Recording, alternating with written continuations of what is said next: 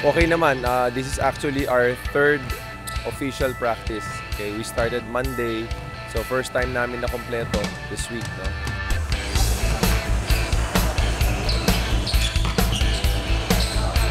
Well, sa umpisa medyo naninibago sila, but most of these players naman played last year in the FIBA 3-on-3, so they're very familiar already with the ball.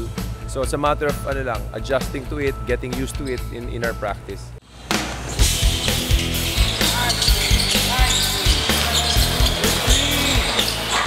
Ayun, mahirap mag-adjust. Kailangan mo talagang mag-shooting halos everyday.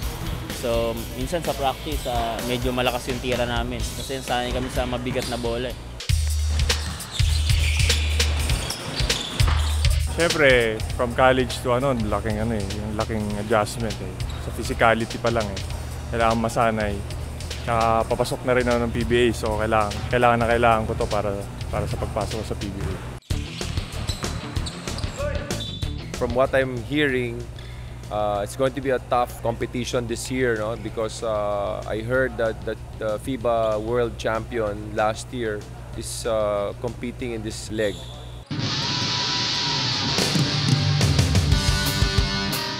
Hindi namin sobrang masasabi na kaya, pero lalaban kami.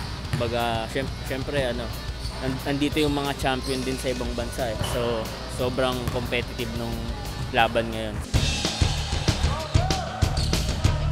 Pinagandaan talaga namin mabuti. Focus kami sa practice, go hard kami sa practice namin. Mas ini-improve namin yung defense namin kasi malalaki yung kalaban namin. Gaya ng mga pinakita ko rin nung SEA Games, sa tingin ko magpapakita ko pa rin dito. Well, we'd like to invite everybody to watch and support our FIBA Asia 3-on-3 teams. Sana manood kayo and malaking bagay po yan sa kanila. I'm sure all of them will try to make our country proud and give them honor.